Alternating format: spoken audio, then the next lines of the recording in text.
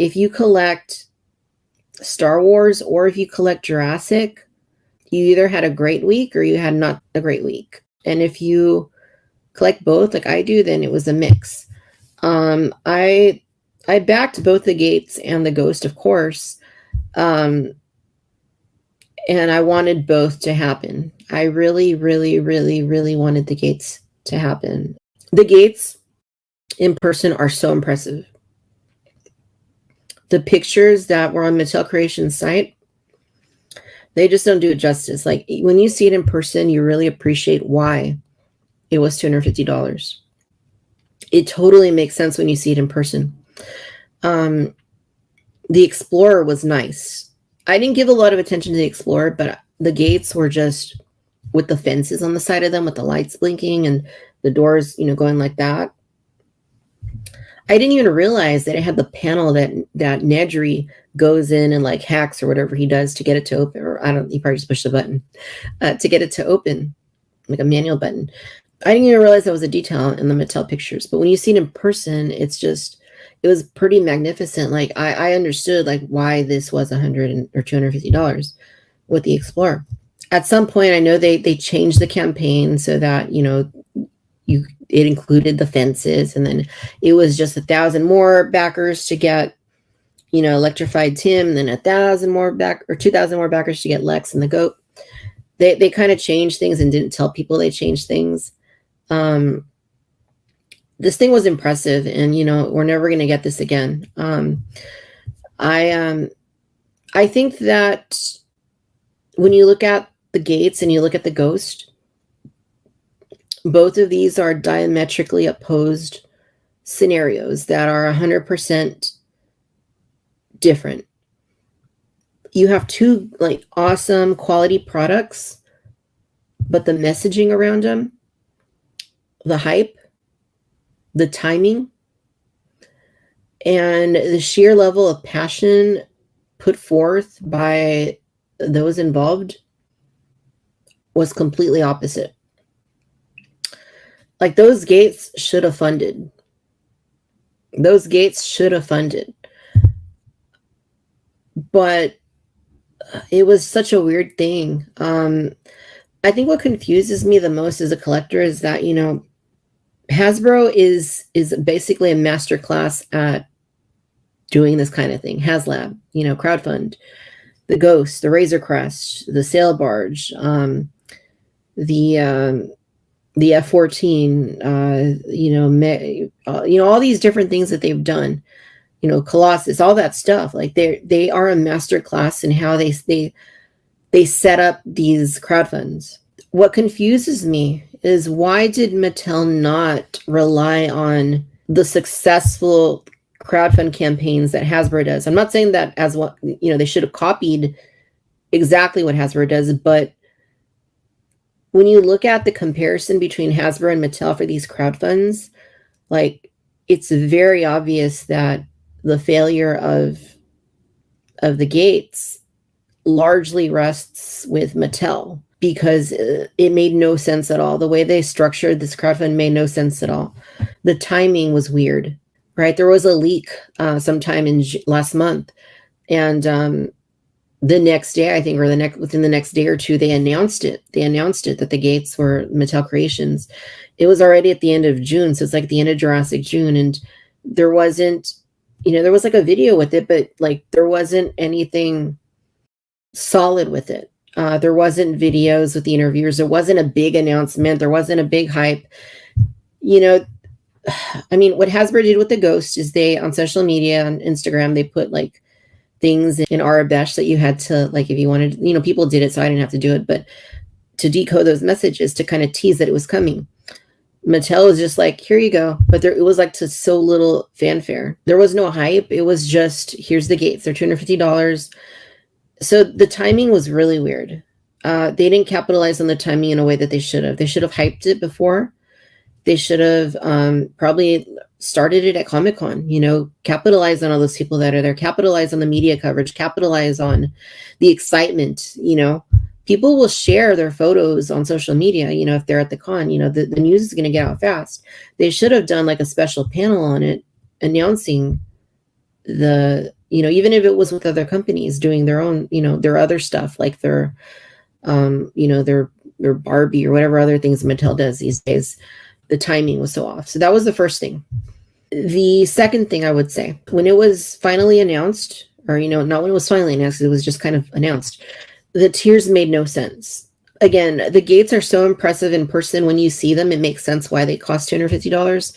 But, with the Explorer, but you should never put such a huge part of the perceived value in the stretch goals that may or may not fund, because that's instantly going to kill the excitement for a lot of people. With the Ghost, for example, or the Razor Crest, for example, the stretch goals were figures on cards, right? Those were packed in. Okay. Those are easy to do relatively. In the Ghost case, they're all new sculpts. So that's like more of an investment. But with the Razor Crest, those were just like, kind of tweaks, right? With the Sail Barge, that was just yak face on a different card with the coin.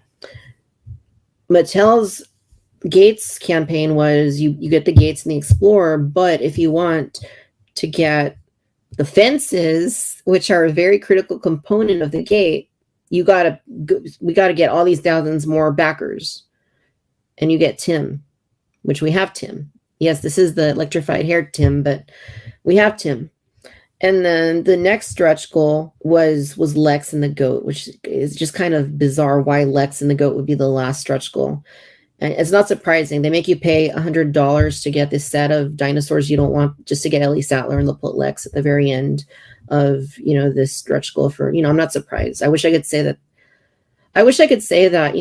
Mattel is conscientious with their Jurassic line when it comes to equally treating the characters in terms of gender or in terms of sex, but they're not, and we've seen that already. Like, I don't even need to recap the times, sorry, Mattel, but you guys keep, it's the perception that people have is that, you treat some of these women characters a little bit less because you make them harder to get. Anyway, I'm digressing. It's kind of weird that was the last tier with the Goat. So, okay. So the tiers thing in the stretch goals is just bizarre. Like, that is just bizarre. Oh, I didn't even mention the Rex, right? The Bull Rex. That was its own thing too. So like I said, like, the perceived value should not be that you pay $250 for half the item and then hopefully the other half of the item you get because people back. That's not how it should work. The stretch goals should be supplements. They should be, things that are easier, things that we want, obviously, that it would be exciting to have, but they shouldn't be like a bull T-Rex, right? That shouldn't be a thing like in there. So it was just like, I was just confused, like how they did that, the timing, the tiers, right? And the stretch goals, like that was just bizarre. The other thing I would say, the third thing would be the messaging. Like, there was no hype.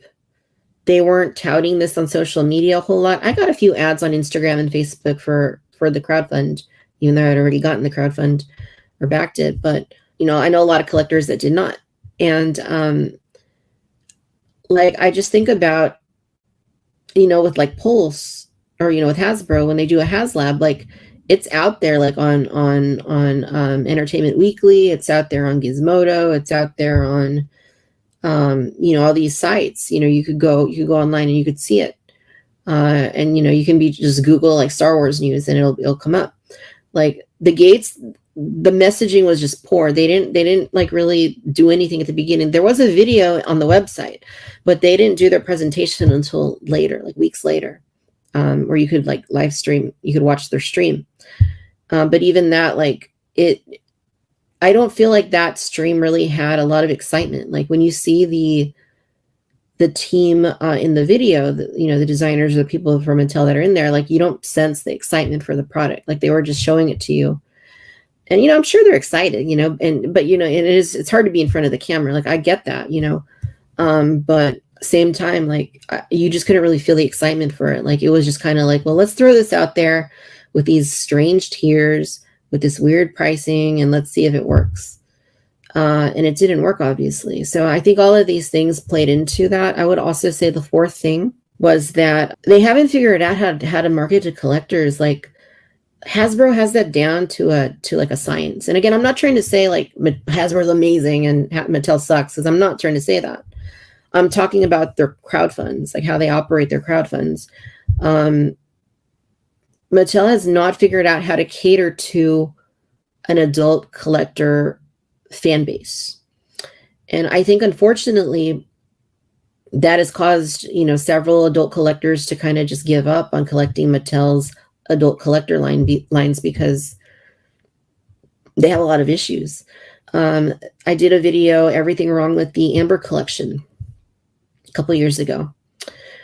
That line was the collector line. That was supposed to be like their mainstream collector line. And it was just weird, because it was the choices they were making, the figures being so like far apart. Like you get two characters in a year and two small dinos in a year.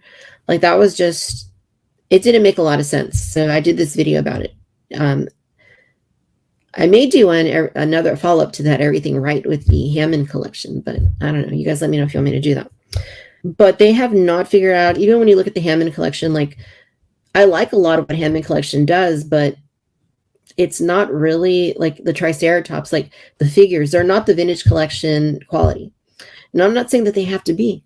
I'm just saying that collectors in 2023, adult collectors that have been collecting for 10, 20, 30 years, their standards have grown. Like they don't want to get a 5 POA figure. They don't want to get a figure that doesn't look anything like the character. You could go to McFarlane. Never mind. You could go to other companies for stuff like that. But Mattel has not figured out what the collector audience is and what kind of things that it wants. Because if they asked me, or if they asked, people that I keep in touch with, for the adult lines, we want the highest caliber of action figure, of dinosaur, the best QC.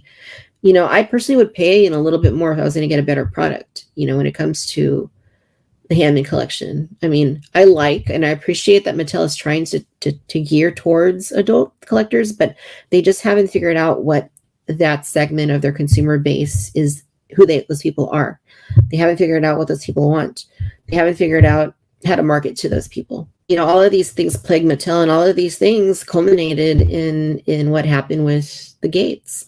The other thing that I did find curious is that the crowdfund was the gates at all. I mean, I love that they were making the gates, because I've been wanting gates and fences for a long time. Like I've been asking, like I'm just putting it out there on social media, like, hey, when are we going to get the gates? When I see them or talk to them, when are we going to get the fences? Like 3 3/4-inch action figure lines are all about the world building. We see that with the vintage collection. We see that with Mattel's Jurassic line. And I think a lot of collectors did want that, because that is what the world building is. It's the dinosaurs, the human figures, the vehicles, the playset. That's world building. Since the 1980s, actually the 70s, go back to Star Wars, that's the world building right there. The gates themselves are so important. For somebody like me who grew up with the original film and saw the original film in theaters and loved it and everything, like those gates are pivotal to my personal collection. Like I have the Kenner ones and they're great, but I need a modernized gate. Okay, so I don't mind so much that they made the gates.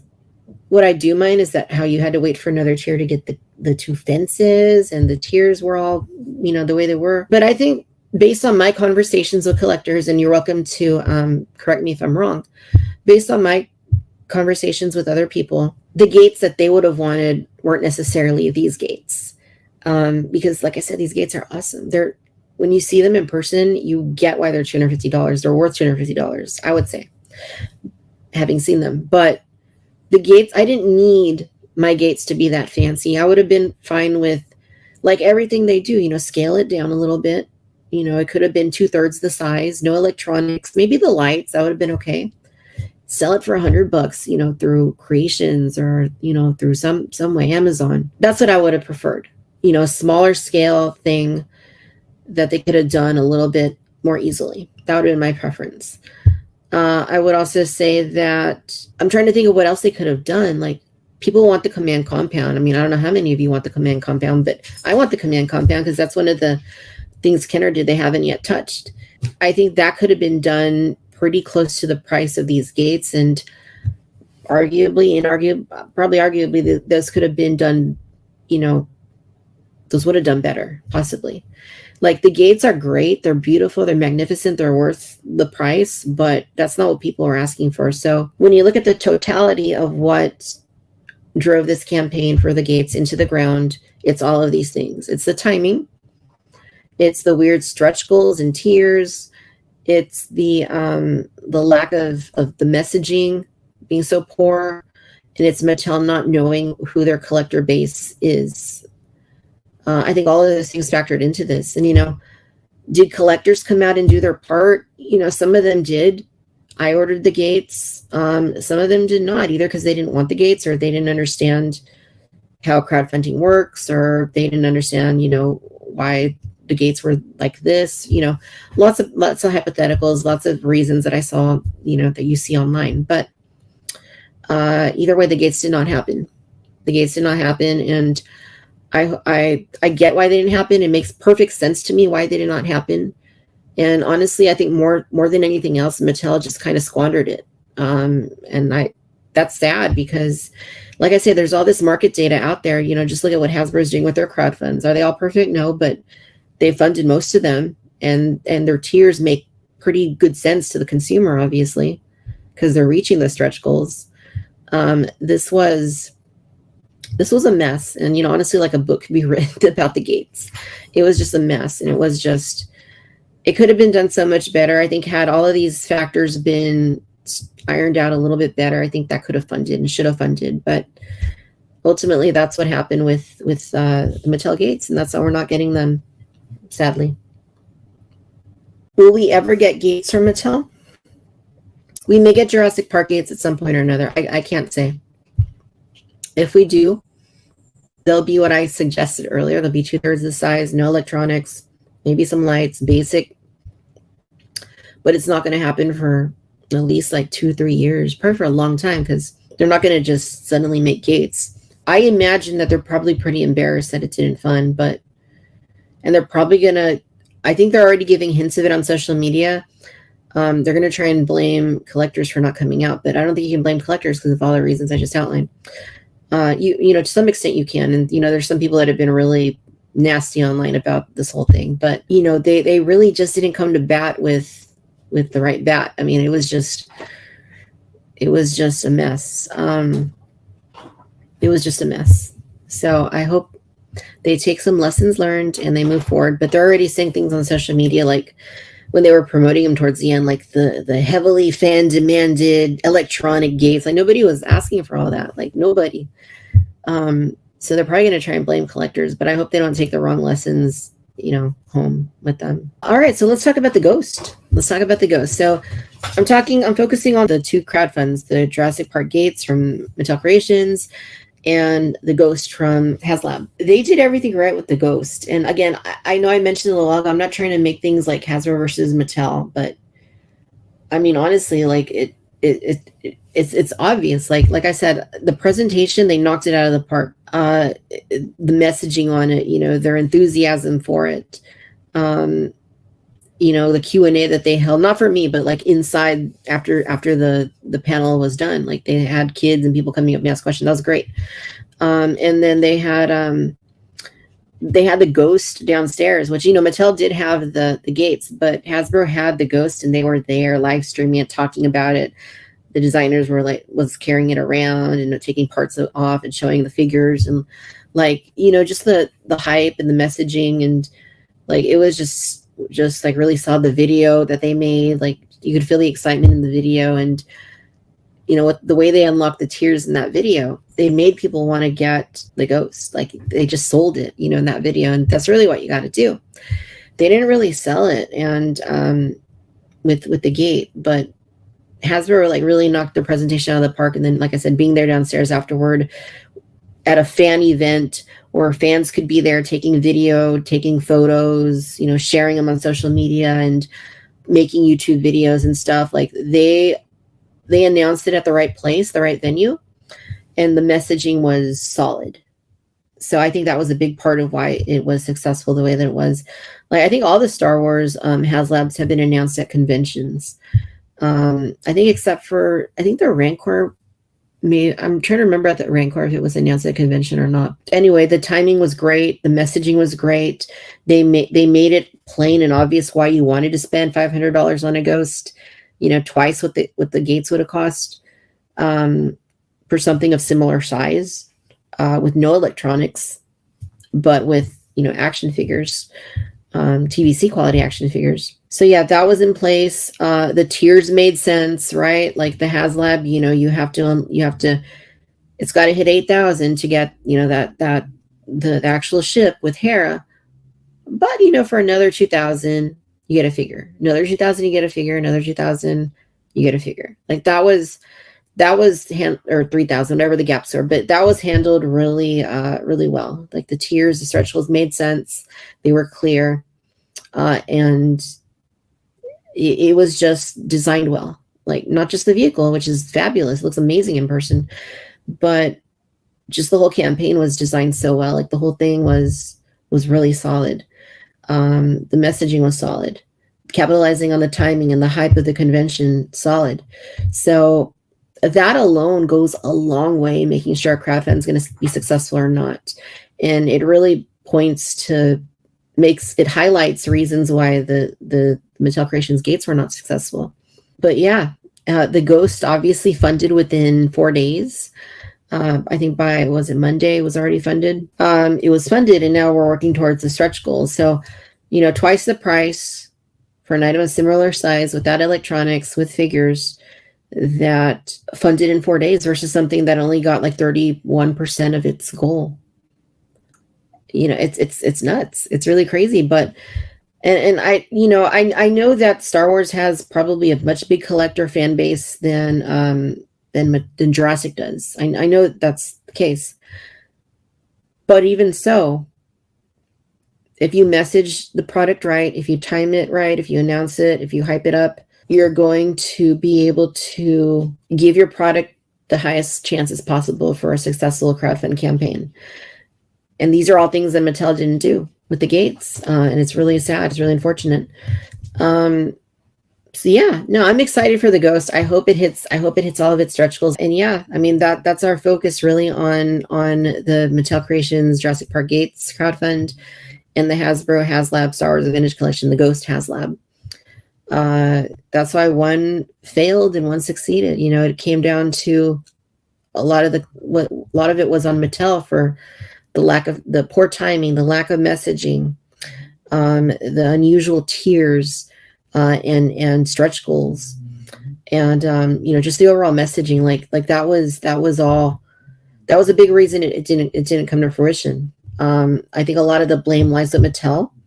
The products themselves were great. I saw them in person.